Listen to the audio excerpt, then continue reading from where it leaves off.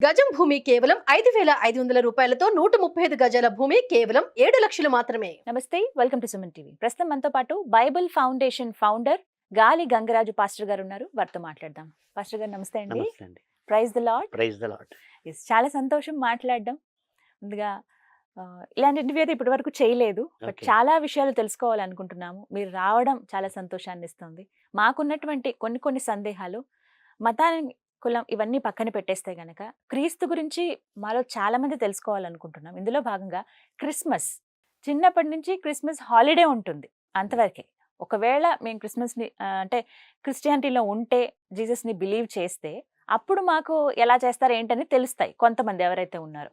ఇలా తెలియని వాళ్ళకి, తెలిసిన వాళ్ళకి అందరికీ కలిపి ఉన్నటువంటి సందేహాలను నేను మేము ముందుంచుతాను. మీరు అవి నివృత్తి చేస్తారని కోరుకుంటూ, ముందుగా క్రిస్మస్ అసలు ఎందుకు జరుపుకుంటారు, ఏ సందర్భంలో జరుపుకుంటారు వివరిస్తారా?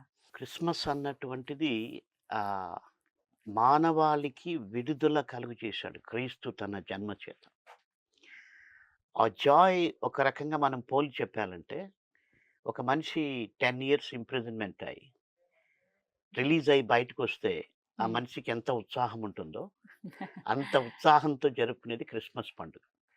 ఈ పండుగ వెనుక ఉన్న స్టోరీ ఏంటంటే, ఆ పాత నిబంధన బైబిల్ ప్రకారము మనుషులందరూ కూడా దేవునికి వ్యతిరేకంగా పాపం చేసి, పాపం అన్నటువంటి చెరసాల్లో ఉన్నారు. దాని నుంచి విడిపించుకోవడానికి అప్పుడున్న పద్ధతి ఏంటంటే, వాళ్ళు బలులు అర్పించాలి. ఏదో పాపం చేశాడు, దాన్ని పరిహారం చేసుకోవడానికి ఒక బలి అర్పించాలి. ఆ విధంగా వాళ్ళు పాప పరిహారం పొందుకునేవాళ్ళు. అయితే క్రీస్తు గురించి ఆయన పుట్టక ముందే కొన్ని వేల సంవత్సరాలకు ముందే ప్రవచించారు. ఏంటంటే, ఈ విధంగా క్రీస్తు జన్మించిపోతున్నాడు, ఆయన జన్మించిన తర్వాత ఇవన్నీ ఉండవు, మనుషులకి కష్టాలు ఉండవు, ఆయనే పాపానికి పరిహారం అయిపోతాడు.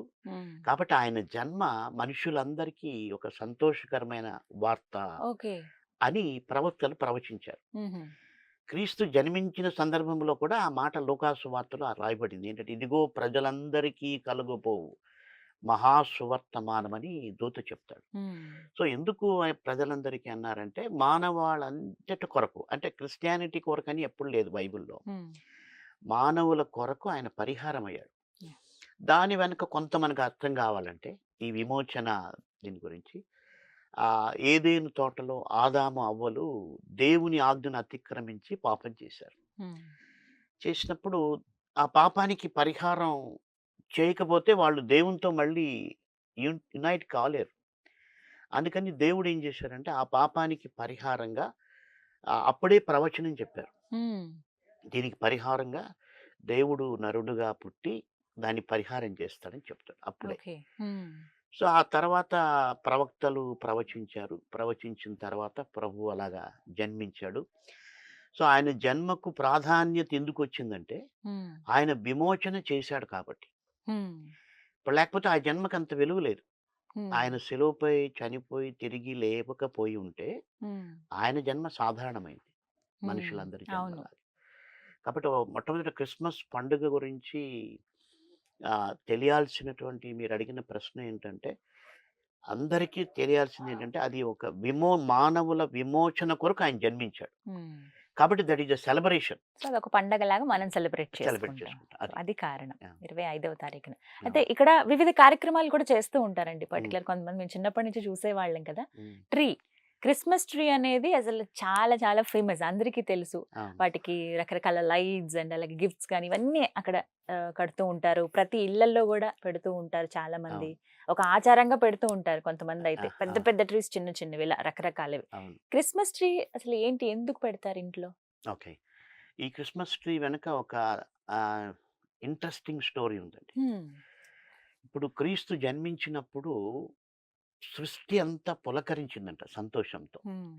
ఎందుకంటే సృష్టికర్త మానవ విమోచనకు జన్మించని ఎవ్రీథింగ్ వాజ్ హ్యాపీ. అంటే ఏంటి, చెట్లు కానీ పక్షులు కానీ అన్నీ కూడా సంతోషంగా ఉన్నాయట. అంటే చెట్లు తన సంతోషాన్ని ఎట్లా చూపిస్తాయి, పుష్పాలు విరబూసి ఆనందాన్ని వ్యక్తపరుస్తాయి. అట్లా అన్ని కూడా హ్యాపీనెస్ని ఎక్స్ప్రెస్ చేసినప్పుడు ఈ క్రిస్మస్ చెట్టుకి పూలు పోయవు. ఓకే, ఆ చెట్టుకి ఎప్పుడు పూలు పోయవు. అవును, అవి Correct. కేవలం మీకు కొమ్మలు ఉంటాయి అంతే. అంతే సార్. అవును. పూలు ఎప్పుడు ఉండవు. అవును. పూలు ఉండవు, కాయలు ఉండవు. హ్మ్.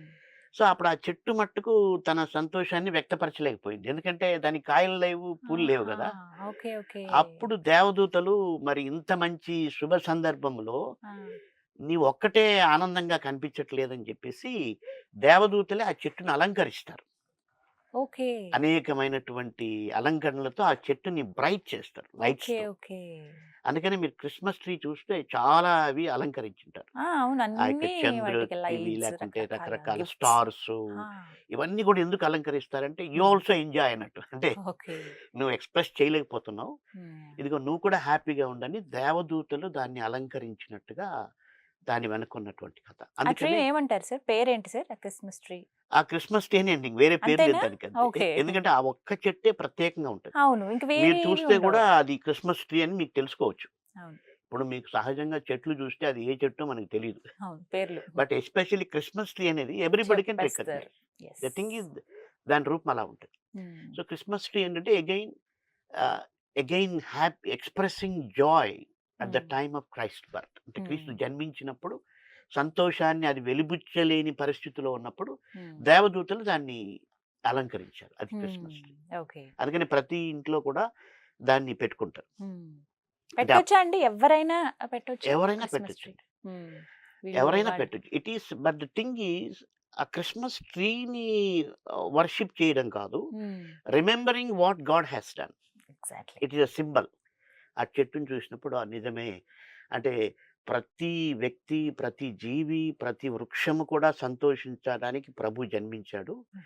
కాబట్టి ఆ చెట్టుని చూసినప్పుడు అంటే మనం కూడా హ్యాపీగా ఉండాలని క్రీస్తు ఓకే. జన్మించాడు అన్న మెసేజ్ దాంట్లో నుంచి తీసుకోవాలి. వావ్! ఓకే. ఓకే.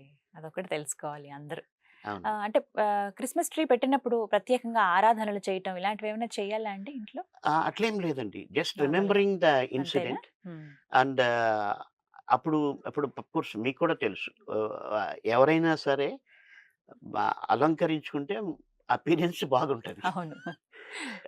మనకి మేకప్ అవన్నీ చూస్తాం గదా! యాహ్! ఆ వ్యక్తి నార్మల్‌గా ఉన్నప్పుడు అపియరెన్స్‌మెంట్ మామూలుగా ఉండదు. సో, ఆ అందుకు. జాయ్‌ని ఎక్స్‌ప్రెస్ చేయడానికి దేవదూతలు గుర్తుగా. దాన్ని అలెక్ట్ చేశారు. సో, దాని మనం గుర్తు. కూడా దాన్ని చూసినప్పుడు జ్ఞాపకం చేసుకుంటున్నాం. ఓకే. అది చూసిన వాళ్ళు ఇంట్రెస్టింగ్‌గా ఉంటది గదా! సంథింగ్ అవును. అన్నట్టు. ఎన్ని డేస్ ముందు పెట్టాలి సార్? ఇలా ఏమైనా రూల్ ఉంటుందా మనకి? నేను చాలా కంట్రీస్ తిరిగాను. హ్మ్. ఫిలిప్పైన్స్‌లో దే స్టార్ట్ విత్ నవంబర్ 1. ఓహ్! హ్మ్. అమెరికాలో they nearly 2 start with months before అని డిసెంబర్ అనుకుంటా. 1 స్టార్ట్ జేస్తారు. ఆహా! ఓకే. డిసెంబర్ 1కే మీకు చాలా చోట్ల అలంకరించేసి అంటే వెళ్ళి ఇళ్ళల్లో పెట్టుకునేవైతే? ఇళ్ళల్లో పెట్టుకునేటివి సహజంగా చాలామంది ఆ వీక్‌లో క్రిస్మస్ యాహ్! వీక్ స్టార్ట్ అవుతుంది గదా! హ్మ్. అప్పుడు పెట్టుకుంటారు. Hmm. But nowadays November December 1కే స్టార్ గూడా పెడతారు. సరే. నెక్స్ట్ క్వెషన్ నేను అదే అడగబోతున్నాను. స్టార్ అసలు ఎందుకు క్రిస్మస్ టైమ్‌లో మాక్సిమం చాలా మంది 1 మంత్ బిఫోరే లేకపోతే 10 డేస్ బిఫోరే ఇంటి పైన స్టార్స్ పెట్టడం చూస్తూ ఉంటాం. అదే దేనికి సంకేతం? ఏం చెప్పదలుచుకున్నారు యేసు దాని నుంచి? క్రీస్తు జన్మించినప్పుడు తూర్పు దేశపు జ్ఞానులు ఒక ఆకాశంలో ఒక నక్షత్రం వాళ్ళకి కనిపిస్తది. హ్మ్. సో, వాళ్ళు జ్ఞాన సిద్ధాంతం, జ్ఞాన శాస్త్రం ప్రకారం హ్మ్. అలాగా ఒక మెరిసే నక్షత్రం పుడితే హ్మ్. ప్రపంచంలో ఎవరో ఒక గొప్ప వ్యక్తి పుట్టినట్టు హ్మ్. ఒక సూచన. హ్మ్. అది మన దేశంలో కూడా నమ్ముతారు. ఏదన్నా యాహ్! ఒక అవును. ప్రత్యేకంగా ఒక నక్షత్రం పుడితే హ్మ్. ఏదో ఒక గొప్ప వ్యక్తి పుట్టాడన్నది హ్మ్. ఆనవాయితీ. ఓకే. చాలా మంది బిలీవ్ చేస్తారు. హ్మ్. సో, క్రీస్తు జన్మించడానికి ముందుగా తూర్పు దేశపు జ్ఞానులకు అది నక్షత్రం కనిపిస్తది ఆకాశంలో. హ్మ్. కనిపిస్తే వాళ్ళకర్థమైంది. హ్మ్. అంటే ఏదో మానవాళి కొరకు ఒక గొప్ప వ్యక్తి పుడుతున్నాడని. హ్మ్. వాళ్ళేం జేశారంటే గొప్ప వ్యక్తి అంటే రాజుంట్లోనే పుట్టాలి గదా! కామన్‌గా. కామన్‌గా. ఆ ఉద్దేశ్యంతో వాళ్ళేం జేస్తారంటే అప్పుడు ఉన్నటువంటి రాజు ఇంటికెళ్తారు. హ్మ్. ఎళ్లి వాళ్ళడుగుతారు. మేము నక్షత్రం చూసొచ్చాము. హ్మ్. కాబట్టి ఆ పుట్టబోయే వ్యక్తి ఇక్కడుంటాడని మేమొచ్చాము. హ్మ్. అని చెప్తే వాళ్ళు లేదు ఇక్కడ లేదు అని చెప్తారు. హ్మ్. అప్పుడు వాళ్ళకి ఏం చేయాలో అర్థం కాదు. అంటే అదేంటి? నక్షత్రం చూసి గొప్ప వ్యక్తి పుట్టాడని అనుకున్నారు. యాహ్! వాళ్ళ కానీ ఎక్స్‌పెక్టేషన్ రాజు లేదంటున్నారు. ఇంట్లో యాహ్! ఉంటాడనుకున్నారు. హ్మ్. రాజు ఇంట్లో లేడు. హ్మ్. అప్పుడు వాళ్ళు ఏం చేయాలో అర్థం కాలే. హ్మ్. వాళ్ళలా బయటకొచ్చి నిలబడతారు. Now they don't have any plans. ఎక్కడ పోవాలో తెలీదు. హ్మ్. అంతకుముందేమో రాజు అనుకుని వచ్చారు. హ్మ్. ఇప్పుడు ఆయన ఎక్కడ పుట్టాడో వాళ్ళకి అర్థం కాలే. హ్మ్. అంటే ఒక రకమైన అయోమయ స్థితిలో ఉండిపోయారు. హ్మ్. అప్పుడు ఏం చేస్తుందంటే ఆకాశంలో వాళ్ళు చూచిన నక్షత్రం అది హ్మ్. కదులుతుంది. ఓ అది కదులుతూ అలా అలా అలా అలా అలా వచ్చి ఎక్కడైతే యేసు ప్రభు పుట్టాడో ఆ స్థలంలోకి వచ్చి అది ఆగుతుంది. ఓకే సో వాళ్ళు దాన్ని ఫాలో అవుతారు. అంతకుముందు వాళ్ళ ఇప్పుడు జ్ఞానంతో తెలుస్తుంది వాళ్ళ కదా. జ్ఞానాన్ని ఫాలో అయ్యారు. అది ఉమ్, సక్సెస్ కాలేదు. ఉమ్, ఇప్పుడు ఏం చేస్తాడంటే దేవుడు వారిని ఆ నక్షత్రంతో నడిపిస్తాడు. ఉమ్, సో సరిగ్గా అక్కడ బైబిల్‌లో ఏం రాయబడిందంటే, ఆ నక్షత్రము ఆ శిశువు ఉన్న చోటికి వచ్చు వరకు వారిని నడిపించెను. ఉమ్హుం. వాళ్ళు అలా దాన్ని ఫాలో అయితే అక్కడ మరియా, యేసు ప్రభు ఉంటారు. సో ఓకే ఆ స్టార్ అన్నది ఏంటంటే సరిగా గైడెన్స్ ఇచ్చేదానికి దేవుడు ఆ స్టార్‌ని వాడుకున్నాడు. ఉమ్, కాబట్టి ఆ స్టార్‌ని చూసినప్పుడు మనం ఏంటంటే మనం అయోమయ స్థితిలో ఉంటే కూడా ఉమ్. ఆ యొక్క జీసస్ మనల్ని సరిగా నడిపించగలడు. స్టార్ మనల్ని వాళ్ళని నడిపించినట్టుగా అని ఒక రిమెంబరెన్స్. ఓకే. అలాగే క్రిస్మస్ అనగానే శాంతా క్లాస్. అవును. చాలా మంది ఆ గెటప్స్ వేసుకుని వస్తారు. అవును. గిఫ్ట్స్ అనే అదే గుర్తొస్తుంది మాకు. అవును. ఆ డీర్ అండ్ అవును. అలా ఆ బండి మీద ఆయన వెళ్తున్నట్టు రకరకాల బొమ్మలు చూస్తాము. అవును. శాంతా క్లాస్ ఎక్కడికంటే అక్కడ కనిపిస్తూ ఉంటారు. సో ముఖ్య ఉద్దేశం ఏంటి అని, ఎందుకు ఆ పాత్ర అసలు ఎందుకుంది? నిజంగా ఉందా? క్రియేట్ చేసిందా? ఏంటి అసలు? క్రియేట్ చేసింది ఏంటంటే మనుషులకు అర్థం కావడానికి ఒక స్టోరీ చెప్పినా కూడా కొన్ని ఉపమానాలు చెప్తారు. ఉమ్, అంటే క్లారిటీ రావడానికి. ఉమ్, అలాగా ఈ శాంటా క్లాస్ ఎందుకొచ్చిందంటే, ఇప్పుడు ఇందాక మనం క్రిస్మస్ ట్రీ గురించి మాట్లాడుకున్నాం. Yeah. ఆ భావాన్ని ఎక్స్‌ప్రెస్ చేయడానికి అది క్రియేట్ చేశారు. ఎగ్జాక్ట్‌గా జరిగిందని కాదు. Um, but it is a symbol. Um, అలా జరిగి ఉండొచ్చు కూడా. ఉమ్, బట్ అది మనకు భావం అర్థం ఇస్తది. ఇప్పుడు మీరు అడిగినటువంటి ఈ శాంటా క్లాస్ ఇదేంటంటే, అనదర్ వర్షన్ ఏంటి? క్రీస్తు విమోచించటానికి వచ్చాడన్న ఒక వర్షను. ఉమ్. ఇంకోటి ఏంటంటే, దేవుడే క్రీస్తుని మానవాళికి బహుమానంగా ఇచ్చాడని ఒక వర్షన్ ఉంది. ఓకే. ఉమ్, యాజ్ ఎ గిఫ్ట్‌గా ఇచ్చాడని. yeah. సో అది చిన్న పిల్లలకి అది అర్థం కాదు కదా! క్రీస్తేంటి మనకు గిఫ్ట్ ఇవ్వడం ఏంటి అన్నది పెద్దవాళ్ళకే అండర్‌స్టాండ్ చేసుకోవడానికి కష్టం. ఉమ్, కాబట్టి పేరెంట్స్ యూరోప్‌లో ఏం చేశారంటే, జీసస్‌ని దేవుడు మనకు గిఫ్ట్‌గా ఇచ్చాడు. ఉమ్, మన కష్టాల నుంచి విడిపించడానికి. కాబట్టి శాంతా క్లాస్ అన్నటువంటి ఒక క్యారెక్టర్‌ని వాళ్ళు క్రియేట్ చేసి ఉమ్. క్రిస్మస్ రేపనంగా 24వ తేదీ ఈ పిల్లలు నిద్రపోతున్నప్పుడు వాళ్ళ బెడ్స్ దగ్గర కొన్ని గిఫ్ట్స్ పెడతారు. అవును. ఈ చాక్లెట్స్ అని లేదా వాళ్ళకి ఇష్టమైన గిఫ్ట్స్ పెడతారు. బొమ్మలు అన్ని. బా మామూలుగా ప్యాకెట్లు చేసి పెడతారు. సో అప్పుడు వాళ్ళకి ఏం టీచ్ చేస్తున్నారంటే శాంటా క్లాస్ ద్వారా దేవుడు నీకు ఈ గిఫ్ట్ ఇచ్చాడు. కాబట్టి శాంతా క్లాస్ అది ఎందుకు ఫేమస్ అయిందంటే ఈ అందరికీ గిఫ్ట్స్ ఇస్తాడు. శాంతా అవును, క్లాస్ అందరికి. అందరికీ ఇస్తాడు. Yes. His gift is common for everybody. So క్రీస్తు కూడా అందరి కొరకు వచ్చాడు. ఈ రిలీజన్ కొరకు రాలేదు. అందరి మేలు కొరకు వచ్చాడు. సో ఆ భావాన్ని చిన్నప్పటి నుంచి వాళ్ళకి నేర్పాలి కదా! దానికని ఆ యాటిట్యూడ్‌తో వాళ్ళు యూరోప్‌లో అది స్టార్ట్ అయింది. అది సో అది శాంతా మెయిన్ క్లాస్ రీజన్ అన్నమాట. అంటే క్రియేట్ చేసింది అంటే గాడ్ ఉన్నాడు అని చెప్పటానికి. చెప్పడానికి. ఆయన ప్రెజెన్స్ ఉంది. అని చెప్పడానికి. ఓకే. ఓకే. అది ఒక ఉపమానంగా వాళ్ళు క్రియేట్ చేశారు. ఓకే. సో అది అలా ఇంకా కంటిన్యూ అవుతూ అవుతూ వస్తుంది ప్రతి వస్తుంది. చోట కూడా. అవుతూ వస్తుంది. ప్రతి అంటే ఇన్ని చెప్పారు సార్. క్రిస్మస్‌కి మనం ఇవన్నీ సెలబ్రేట్ చేసుకుంటాం. ఓకే. అసలు పండగని ఇప్పుడు మనకి కొన్ని ఆచారాల ప్రకారంగా ఈ పండగ ఇలా చేసుకోవాలి, ఈ పండగ ఇలా చేసుకోవాలి అని చెప్తారు. ఒక విధి విధానం అంటూ ఉంటుంది. అవును. అసలు క్రిస్మస్ రోజు ఎలా సెలబ్రేట్ చేసుకోవాలి? కామన్‌గా చర్చికి వెళ్ళొచ్చేయటం, ఇంట్లో చుట్టాలు అందరూ వస్తే సెలబ్రేట్ చేసుకోవటం, కేక్ కటింగో లేకపోతే అప్పటికప్పుడు చక్కగా వినోదాలు ఇవన్నీ ఉంటాయి అనుకుంటాం. కానీ రియల్‌గా అసలు క్రిస్మస్‌ని ఎలా సెలబ్రేట్ చేసుకోవాలి? క్రిస్మస్‌ని ఎలా సెలబ్రేట్ చేసుకోవాలన్నది యేసు ప్రభువే ఆయన చెప్పాడండి. అంటే తనకిష్టమైంది ఏంటి అన్నది చెప్పాడు. సో నిజంగా క్రిస్మస్ సెలబ్రేట్ చేసుకోవాలంటే ఆయన మత్తయి సువార్త 25వ అధ్యాయంలో ఏం చెప్పాడంటే, మీకు ఆకలితో ఉన్నవారు కనిపిస్తే వారికి మీరు ఆహారం పెట్టాలి. వస్త్రములు లేరు అని కనిపిస్తే వాళ్ళకి వస్త్రాలు ఇవ్వాలి. అనారోగ్యంలో ఉంటే మీరు వారికి సహాయం చేయాలి. కష్టాల్లో ఉంటే వారికి సహాయపడాలని చెప్తూ ఆయన ఏమంటాడంటే, వీరికి మీరు సహాయం చేస్తే నాకు చేసినట్టే అన్నాడు. అక్కడ ఒక మాట పేస్తాడు, మిక్కిలి అల్పులైనటువంటి ఈ మనుష్యులకు మీరు సహాయం చేస్తే అది నాకు చేసినట్టే అంటాడు. కాబట్టి రియల్ క్రిస్మస్ అండి. అప్పుడు ఇది కామన్, మనం సెలబ్రేట్ చేసుకుంటాం, ఏదో వంటలు చేసుకుంటాం. బట్ క్రీస్తు సంతోషించే క్రిస్మస్ ఆయన చెప్పిన మాటల్లో ఇది ఏంటంటే, మీరు సెలబ్రేట్ చేసుకోవడం కాదు, లేని వారికి మీరు ఆహారం పెట్టాలి.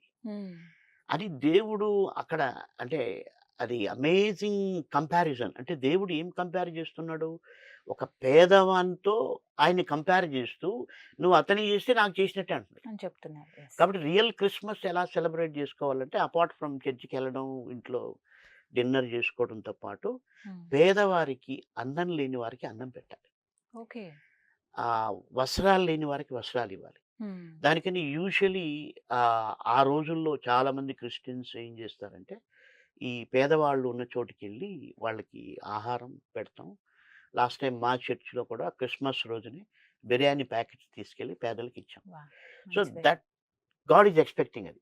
ఈ Yes. సెలబ్రేషన్స్ అన్నవి అఫ్‌కోర్స్ మనం చేసుకుంటాం గానీ, um. What exactly Jesus is Meaning. Expecting అంటే, ఉమ్. మనం ఏమంటామంటే పెద్దవాళ్ళకి సన్మానం చేస్తే మనం ఘనత అనుకుంటాం. అంతే ఉమ్. కదా! అవును. పెద్ద పెద్ద వాళ్ళకి మనం గిఫ్ట్స్ ఇస్తే, ఉమ్. వాళ్ళు కాళ్ళు కడిగితే మనకు అది గొప్ప ధన్యత అని ఫీల్ అవుతాం. ఫీల్ అవును. అవుతాం. బట్ జీసస్ చెప్పినట్లు ఆయన అలా చెప్పలేదు. ఉమ్. వీళ్ళు కూడా నా సృష్టే. ఉమ్. నా రూపంలో వాళ్ళు ఉన్నారు. ఉమ్. కాబట్టి వాళ్ళకి చేస్తే నాకు చేసినట్టు అన్నారు. కాబట్టి Hmm. In my opinion according to his teachings, నీవు పేదలకు సహాయం చేసి నిన్ను వలె నీ పొరుగువాన్ని ప్రేమించడం అన్నది క్రిస్మస్ యొక్క సందేశం. రైట్. సో అదొకటి ఖచ్చితంగా అందరూ తెలుసుకోవాల్సి. అవునండి. చాలా క్లియర్ గా చెప్పారు. I'm so happy. చాలా విషయాలు తెలుసుకున్నాను నేను, తెలియని విషయాలు కూడా మీ ద్వారా పాస్టర్ గారు. పాస్టర్ గారు, మనం చూస్తున్నాం కదా, రకరకాల చర్చెస్ రకరకాల పేర్లతోటి ఉంటాయి. కొంతమంది అంటే ఈ పేర్లు బట్టి కూడా వేరే వేరే, ఈ చర్చికి మనం వెళ్ళామంటే మనం ఇంకో చర్చికి వెళ్ళకూడదు, అదే చర్చికి వెళ్ళాలని చెప్తూ ఉంటారు. కాథలిక్స్ అని, పెంటెకోస్టల్ అని, బాప్టిస్ట్ అని, ఇలా రకరకాలుగా మాట్లాడుతూ ఉంటారు. అసలు ఏంటండి ఇవి ఇన్ని చర్చెస్ ఎందుకు? ఇప్పుడు దేవుడు ఒక్కడే కదా, యేసుక్రీస్తు, అవును. యెహోవా, అంతే. యేసయ్య, ఇలాగే మాట్లాడినప్పుడు ఇన్ని ఎందుకు ఉన్నాయి అసలు?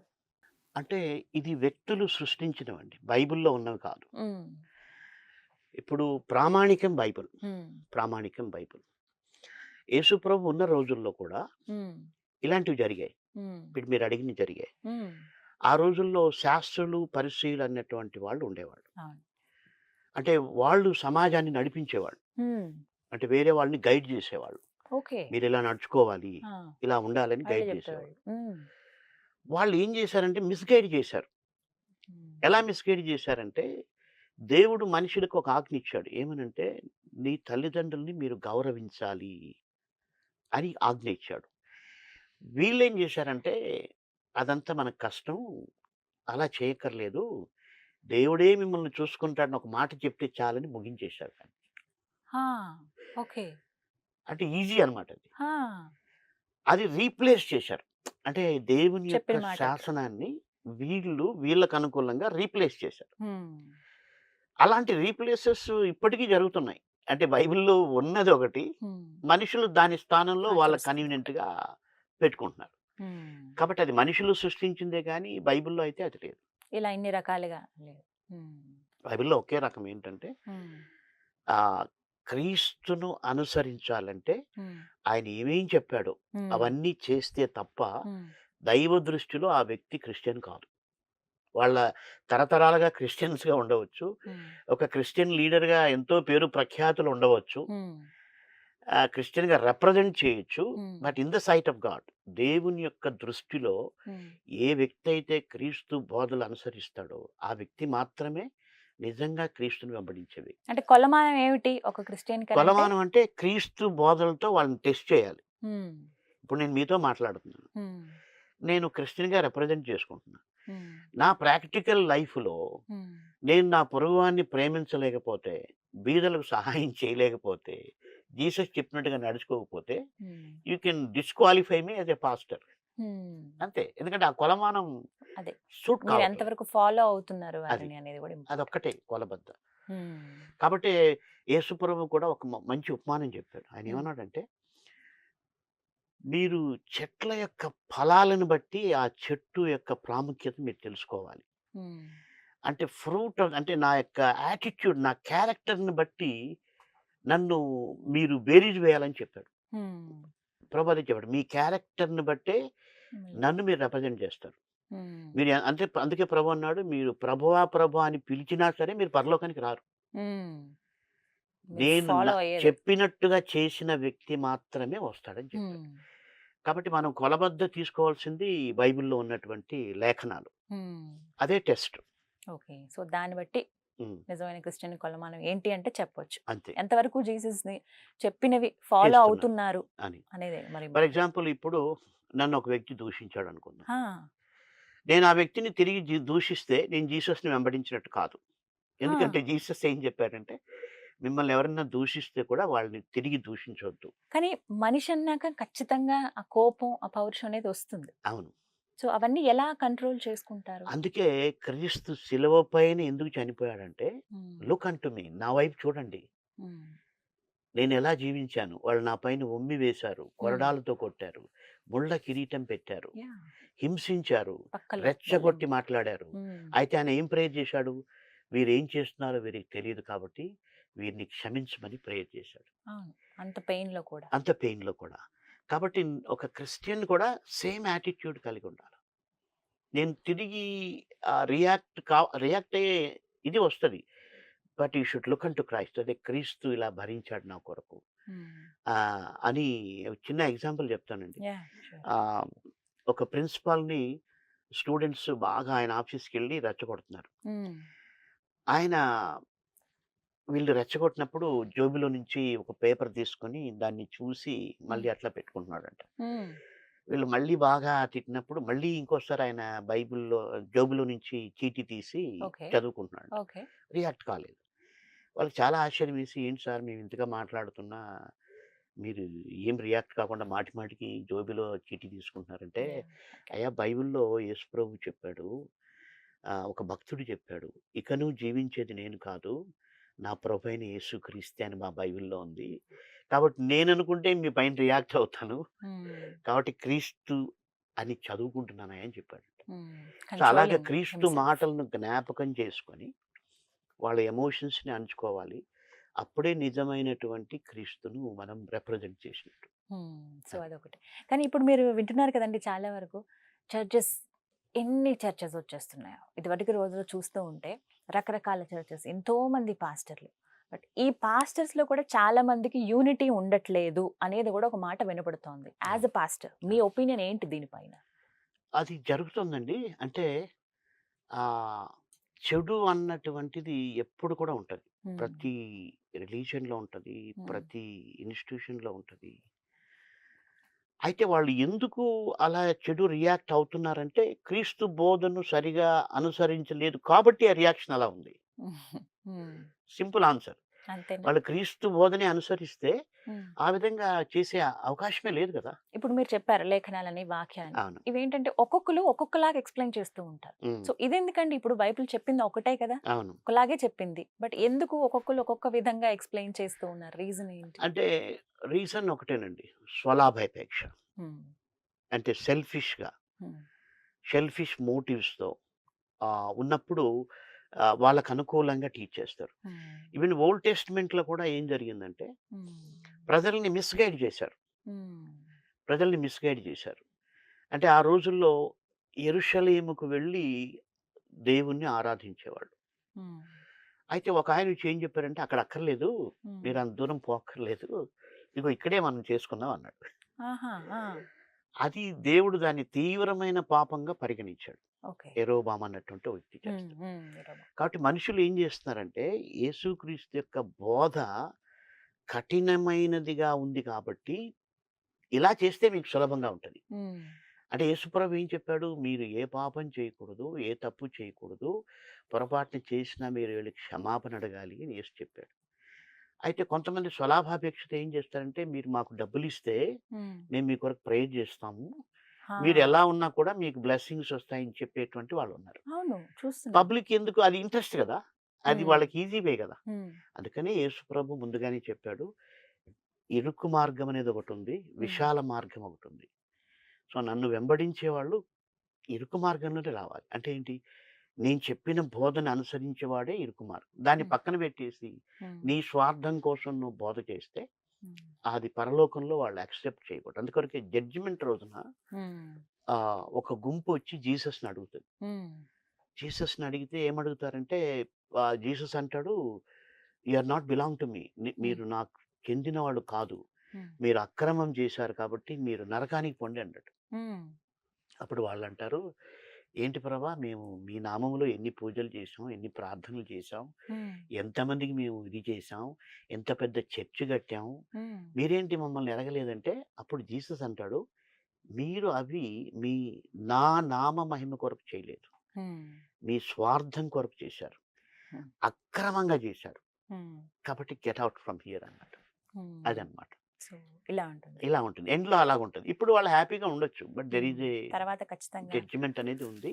ఉమ్, ఆ జడ్జిమెంట్ ఎలా ఉంటుందో కూడా బైబిల్లో చెప్పేశారు. ఉమ్, కాబట్టి ఉన్నాయి, అంటే అలాంటి విషయాలు ఉన్నాయి, వాస్తవంగా ఉన్నాయి. ఉమ్, ఇప్పుడు పౌలు అనే భక్తుడు ఏమన్నాడంటే, ఓ 10 మంది ఉన్నారు, వారిలో యోగ్యులు ఎవరని ఎలా తెలుస్తుంది? ఆ ఉమ్, 10 మందిలో ఎవరైతే యోగ్యమైన ప్రవర్తన కలిగి ఉంటారు, ఉమ్, దానికి ఆయన ఒక్క మాటలో తేల్చాడు, అలాంటి వాళ్ళు ఉంటారు.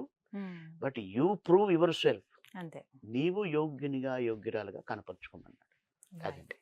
పాస్టర్ గారు, ఈ రోజుల్లో చూస్తున్నాం కదా, క్రిస్టియానిటీ అనగానే మత మార్పిడులు చేస్తారు, కావాలని చర్చికి అందరిని రప్పించుకుంటూ ఉంటారు అని చెప్పి ఒక వాదన కూడా ఉంది. కొంతమంది చెప్తున్న మాట ఇది, మీరు కూడా వినే ఉంటారు. అవును. అంటే నిజంగానే క్రిస్టియానిటీ మత మార్పిడి చేస్తారా?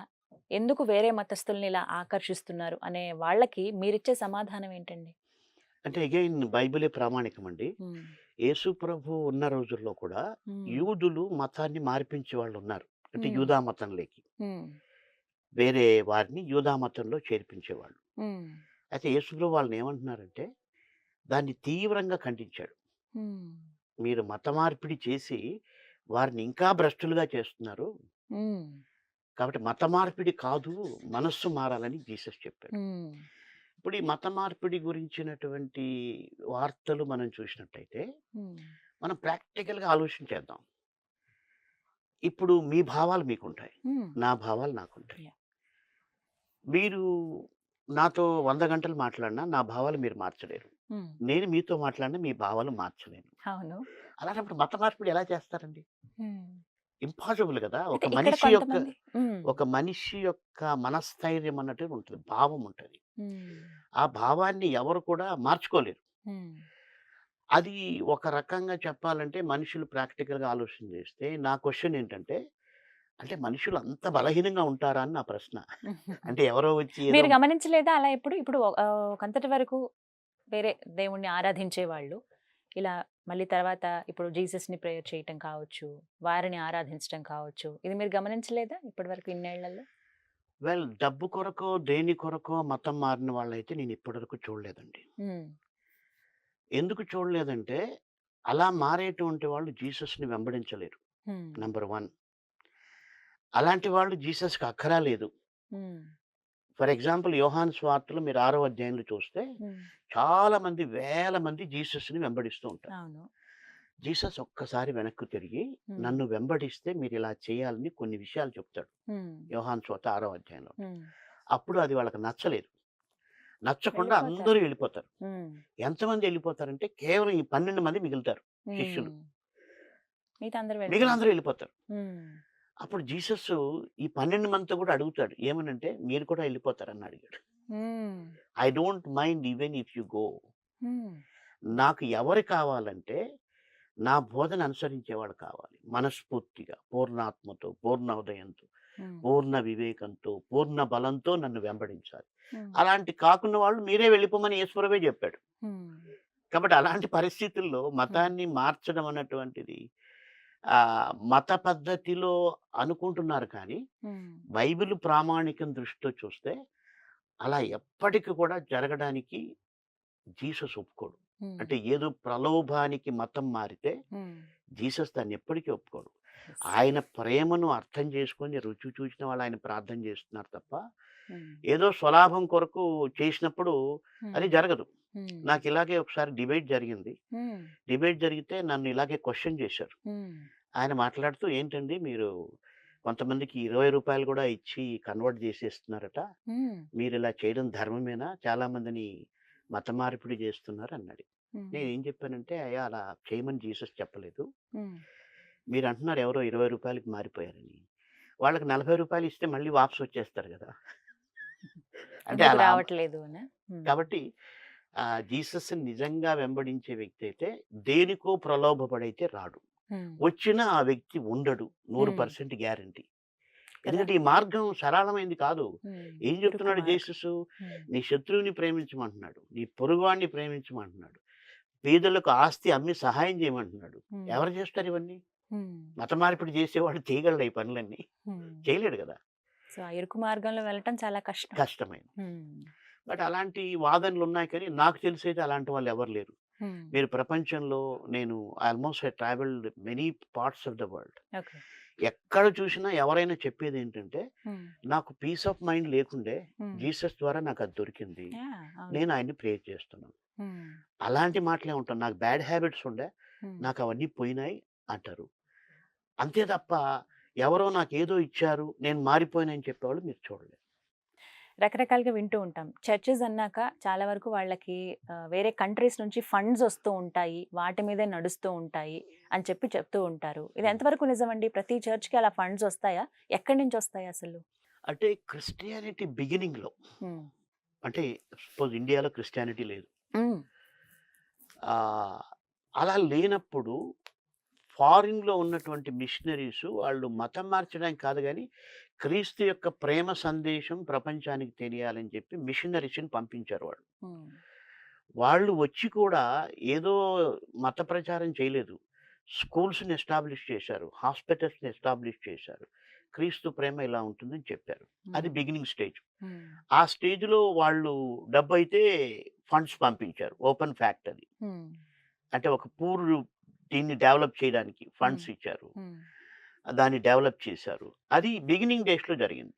బట్ ఈ రోజుల్లో అది అవసరం లేదు. ఎందుకంటే బైబిల్ యొక్క ప్రామాణికం ఏంటంటే, ఒక వ్యక్తి జీసస్ని వెంబడించినప్పుడు తన ఇన్కంలో నుంచి 10% ఇవ్వాలి.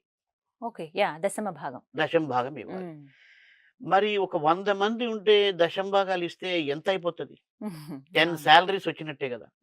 అలాంటప్పుడు ఇంకా ఫారిన్ ఫండ్స్తో అవసరం ఏముండదు. అది బిగినింగ్ స్టేజ్లో జరిగింది.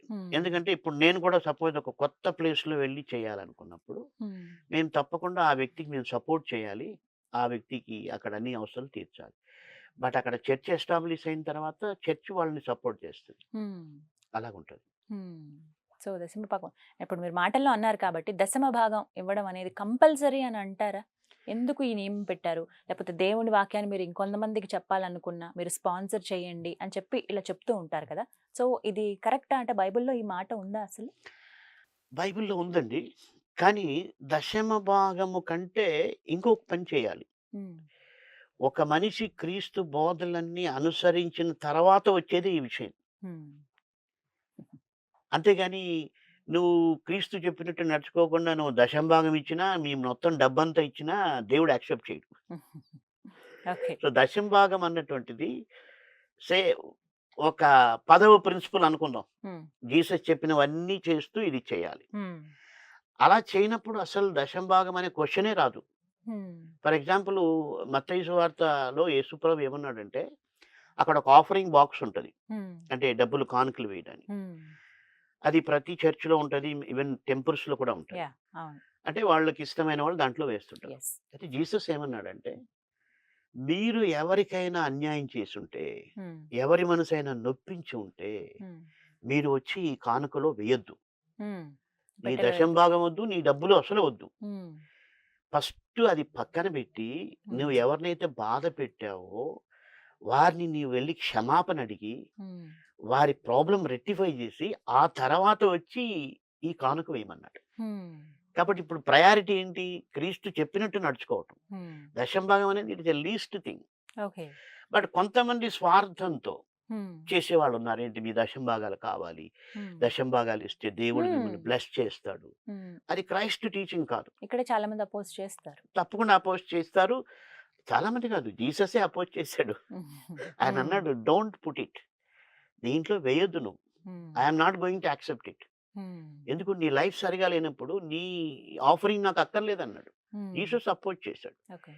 కాబట్టి ఆయన కోరుకుంటున్నది ఏంటంటే హృదయపూర్వకంగా క్రీస్తును అనుసరించడం. అయితే మనుషులు స్వార్థంగా వీటిని హైలైట్ చేశారు అంతే తప్ప జీసస్ ఎప్పుడు దాన్ని హైలైట్ చేయలేదు. It is the least thing. అది జీసస్ చెప్పినటువంటి కానుక యొక్క process. Unless your life is right with God, don't give anything. దశం భాగం వద్దు, రూపాయి కూడా వద్దు. బట్ దేవుడికి నువ్వు ఇస్తే నీ కొట్లలో ధాన్యం నిండుతుంది, ఉమ్, నీ గానుగలలో కొత్త ద్రాక్షరసం పొంగి పారుతుందని కూడా చెప్పారు ఆయన. సో అవును. అది నిజమైన ఆ మాట?